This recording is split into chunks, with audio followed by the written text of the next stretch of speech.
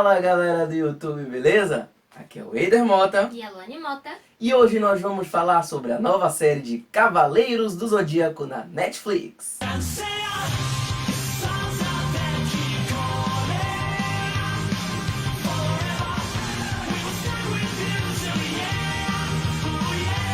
A Netflix disponibilizou os 6 primeiros episódios da série Saint Seiya, Os Cavaleiros do Zodíaco, que é a sua nova produção do consagrado e tão adorado por nós fãs anime de Cavaleiros do Zodíaco. E a gente tem algumas opiniões aqui para falar sobre o que a gente achou dessa nova obra. E o primeiro elemento que eu acho que a gente pode estar falando é que essa nova série é feita para um público mais jovem, um público infantil, tanto que a gente não tem... As lutas não são tão bem elaboradas, temos a adição de alguns elementos da história, como por exemplo o Seiya skatista no começo. A gente tem algumas coisas que são bem mais suavizadas em relação à série clássica. O que você acha disso, Lu? Bem, realmente está bem mais infantil, praticamente não tem sangue em momento nenhum, as batalhas são mal feitas, na minha opinião. São muito mal feitas, mesmo as trocas de socos não são muito legais. Essa infantilização é boa por um lado, mas é ruim por outro. É bom pra eles, porque né, atinge um público mais novo, com isso eles ganham mais. Mas pra quem já tá acostumado com a série clássica, com toda aquela violência, é óbvio que não ia ter toda aquela violência, mas é um pouco estranho ainda. Eu acho que eles passaram um pouco do ponto, eles infantilizaram demais, não precisava ter infantilizado tanto, principalmente na questão das lutas. Entrando em terreno de spoiler, deixando claro que esse vídeo a gente vai contar os detalhes desses 6 primeiros episódios. Um momento muito importante de Cavaleiros do Zodíaco é a Guerra Galáctica logo no seu início. E aqui é completamente desvirtuado a Guerra Galáctica, que no anime e no mangá é um evento público, é transmitido na televisão, é o maior evento do planeta, como eles chegam a dizer. Aqui vira uma coisa meio clandestina, escondida, que não tem o menor sentido. A Guerra Galáctica no anime e no mangá tem um sentido, que é fazer com que os cavaleiros chamem a atenção do santuário. E aqui a Guerra Galáctica é uma coisa que não tem a menor explicação. Fica como se fosse um treino dos cavaleiros. Até os cavaleiros de bronze menores têm uma participação ainda mais reduzida. Quem aparece um pouco mais é o Jabu. Mas depois que quando começa a focar nos 4 Cavaleiros de Bronze principais, a gente percebe que não tem o menor sentido existir essa Guerra Galáctica. Ficou uma coisa jogada e sem qualquer explicação. Outra coisa que me incomodou bastante é o gráfico utilizado nessa animação. Parece muito ser um jogo de PlayStation 3 na primeira geração do PlayStation 3. Uma coisa assim que parece muito cutscene de jogos. Não tá um visual bem apurado, eu não gostei. A movimentação dos personagens às vezes não tá fluida. Os olhos dos personagens parecem uma coisa muito pouco natural. Eu acho que eles têm capacidade de fazer algo muito mais bem feito. O que você achou do visual, Lu? Então, o visual, na minha opinião, poderia ser muito melhorado. Porque tem algumas cenas, inclusive alguns golpes, que são exatamente iguais aos golpes do jogo Alma dos Soldados, por exemplo, que eu acho que foi o mais recente que saiu. Por exemplo, o ataque do Cólera do Dragão de Shiryu tem um momento que a pose que ele termina o ataque é exatamente igual ao jogo. E isso é uma coisa bem negativa, na verdade, né? Porque era pra ser um negócio mais místico, mais assim, mas acabou sendo muita cara de um jogo videogame. E eles tiram a essência de algumas coisas que são fundamentais para Cavaleiros do Zodíaco. Por exemplo, a luta entre Seiya e Shiryu de Dragão na Guerra Galáctica é uma das coisas que constrói a base da amizade que os cavaleiros vão fazendo no início da série, a ponto deles se sacrificarem uns pelos outros. A luta entre Seiya e Shiryu acaba com um sacrifício, digamos assim, do Seiya para fazer com que o Shiryu retorne à vida. E aqui a gente tem também isso representado, mas de um jeito muito mais frio, sem emoção, sem o mesmo impacto. A luta entre eles não é nem de perto tão legal como é no mangá e no anime. E eu não gostei, fiquei bastante decepcionado com isso. Você também acha que poderia ter sido melhor essa parte? Com certeza, não só essa luta, como todas as outras lutas da Guerra Galáctica, que eles inclusive chamam, se não me engano, de torneio secreto. Todas foram muito sem sal, muito mal feitas, muito rápidas. Em 2 golpes o adversário já tinha caído. Não fez sentido. Não fez sentido. A gente não pode também deixar de falar de algumas outras mudanças que eles adicionaram nessa série. Por exemplo, a gente tem a introdução de um vilão totalmente inédito, que é um ex-sócio do Mitsumasa Kido, que acredita, porque a história da série tem uma profecia de que Athena, quando ela reencarnasse na Terra na forma de Saori Kido, né, que é o que a gente já conhece, ela acabaria sendo responsável pela destruição do mundo por não conseguir vencer as suas guerras contra Poseidon e Hades. Então esse novo vilão, o Elvender, ele acredita que Athena precisa ser derrotada para que essa profecia não se cumpra. E ele acaba sendo o criador dos Cavaleiros Negros. A gente não tem os mesmos Cavaleiros Negros como a gente tem na série clássica, que são cópias dos Cavaleiros de Bronze. Aqui são uma espécie de cavaleiros tecnológicos, algo meio como os Cavaleiros de Aço, criados por esse Vender, que até o momento se mostrou uma mudança completamente vazia e sem sentido para mim. Ele não precisava existir, a presença dele não causa impacto nenhum praticamente na série até o momento, e eu acho que eles poderiam ter usado o tempo que usaram para desenvolver esse personagem para tornar algumas outras coisas muito mais bem trabalhadas, como por exemplo a luta do Seiya com Shiryu. Você concorda comigo ou acha que esse vilão novo foi bom? Esse vilão não fez sentido também. Eu estou falando muito que não faz sentido, mas é porque é verdade. Não faz diferença, na verdade, a adição dele para o seriado. Não faz diferença nenhuma. Não é de todo ruim, porque o vilão é até interessante. No primeiro episódio você vê ali aquela relação entre ele e o Mitsumasa. Você fica até curioso, mas realmente é algo que acaba não fazendo diferença no resto do anime.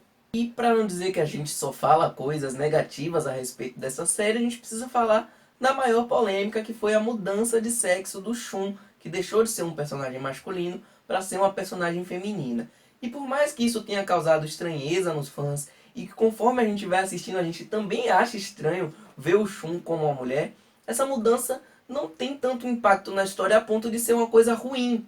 A gente nem sente praticamente essa mudança como um aspecto negativo. O que eu acho é apenas que foi uma mudança sem necessidade também, assim como outras mudanças realizadas no desenho até aqui. Essa mudança foi apenas mesmo para transformar um dos personagens principais em mulher, porque isso não acrescenta em nada a história. O Shun acaba sendo, na verdade, a Shun acaba sendo a mesma personagem. Tem alguns aspectos diferentes, como por exemplo, não, uma personagem que não se furta tanto de lutar como o Shun clássico, mas é praticamente a mesma coisa, até o visual. Se você parar pra pensar, se usasse um dublador masculino, ninguém ia dizer que esse Shun é mulher. O que você acha, Lu?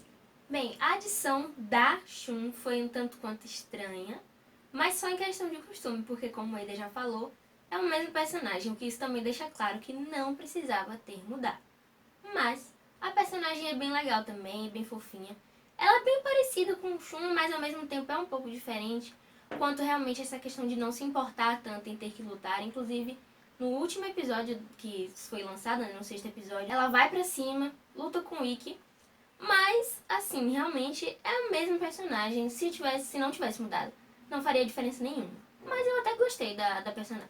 E falando, já que a gente falou brevemente no Ikki, eu acho que a adição, a entrada do Ikki na série é o que faz melhorar bastante, é o que cresce em pontos positivos, já que toda a parte dos flashbacks do Ikki, a luta que ele tem com o mestre dele para poder ganhar a armadura de Fênix, é o que mais se tem de fidelidade ao material original e, por consequência, é o que mais surpreende, porque a gente não esperava que fosse acontecer, por exemplo, aparecer sangue nessa cena. Eu acho que é a única cena que tem sangue em todos os 6 primeiros episódios. E é tudo muito, muito parecido. E isso que faz ser tão legal. Você também gostou dessa parte do Ikki? A parte do Ikki, pra mim, foi a melhor parte até agora, porque foi muito fiel, foi uma história, assim, demonstrou a densidade do personagem, como ele era, como ele se transformou, o relacionamento dele com a Esmeralda, o momento da morte da Esmeralda, o ódio que ele acabou construindo pelo seu mestre, e inclusive um momento que não é mostrado no anime clássico, que é o encontro do Shaka com o Ikki. Verdade. No começo, que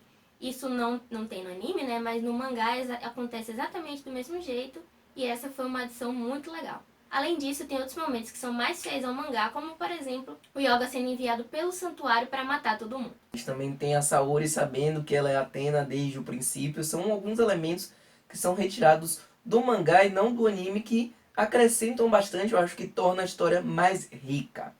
Tem algumas coisas que eles deixam de fora a explicação, como por exemplo, o porquê da Shun não usar máscara, já que ela é uma amazona de Athena. A gente tem também a China de cobra, que aparece nos primeiros episódios, que ela também não usa máscara, ela usa uma pintura no rosto que remete muito à máscara que ela usava na série clássica e no mangá, mas é que ela não usa máscara. E a gente tem algo que talvez seja a grande mudança, o grande motivador desse início de série, que aparentemente eles transformaram a Seika na Marin. Já que a gente vê a Seika, ainda criança, tendo o Cosmo, ela é resgatada pelo Aioria de Leão, que na série clássica eles deixam a entender que o Aioria e a Marin têm alguma coisa ali nos bastidores, que eles já se conhecem antes, até se especulava um relacionamento amoroso entre os dois. E aqui a gente vê o Aioria salvando a irmã do Seiya, levando ela provavelmente para o santuário, e depois a gente vê a Marin com o cabelo igualzinho a Seika, dando algumas pistas para o Seiya, dizendo que ele não vai encontrar a irmã no santuário, mas que em breve ele vai saber tudo do que se trata. Eles podem ter usado um dos principais mistérios da série clássica, que era se a Marin e a Seika eram a mesma pessoa, e ter feito isso acontecer aqui, já que no mangá e no anime de Cavaleiros do Zodíaco não é, a Marin e a Seika são pessoas diferentes. Você acha que esse mistério vai ser resolvido nos próximos episódios? Acredito que sim, mas ao mesmo tempo eu tenho medo de acontecer a mesma coisa que aconteceu na série clássica. E se na verdade a Marin e a Seika realmente forem pessoas diferentes? Será que estaremos sendo trollados mais uma vez? E uma outra mudança muito bacana que eu acho que aconteceu é na personalidade da Saori. Ela aqui não é aquela mesma garota mimada que a gente vê no começo do anime, do mangá. Ela já é uma pessoa muito mais centrada, uma pessoa que não se furta de ir à luta. Ela não é a mesma mosca morta que ela é no começo de Cavaleiros do Zodíaco. Você acha que essa mudança na Saori foi legal? Essa mudança foi uma das melhores, na minha opinião, porque a gente sempre acaba entrando nessa discussão. Mas ela é Athena, por que ela não faz nada? E agora ela tem um pouco mais de ação, e isso pra mim foi incrível. Eu acho que pra fechar a gente tem que falar da dublagem. A maioria dos dubladores são os originais da série, isso é muito bacana. Eles conseguiram trazer de volta até alguns que não estavam mais tão envolvidos com Cavaleiros do Zodíaco, como o Marcelo Campos, que só nesses 3 primeiros episódios dubla 3 personagens, como ele dublou na série clássica. Ele dubla o Jabu, o Mu e o Misty. Então é muito legal a gente ver os dubladores originais de volta. Tem a mudança da dubladora da Shun, que sai do Ulisses Bezerra e vai pra Úrsula Bezerra, né? Acabou ficando em família. Tem também o dublador do Seu Madruga, que é o novo Tatsumi. Tem algumas mudanças pontuais, mas de forma geral a dublagem tá muito bacana e engrandece Cavaleiros do Zodíaco. Eu acho que quando a gente tem a dublagem original de Cavaleiros do Zodíaco, isso torna um material muito mais agradável para os fãs. Você concorda comigo? Concordo plenamente. A dublagem pra mim foi um dos pontos principais de positividade nesse anime. Uma coisa só a pontuar é que a Úrsula Bezerra dublando a Shun, na hora de dar o ataque de corrente de Andrômeda, sai um pouco desanimada, mas a gente dá um desconto porque é a primeira vez que ela dubla Cavaleiros do Zodíaco, eu acho. Enfim, então, mas fora isso, a dublagem tá muito legal, muito boa. Além disso, a dublagem tá muito mais engraçada, o que deixa os personagens muito mais vivos, porque eles fazem mais piadas, eles brigam entre eles também.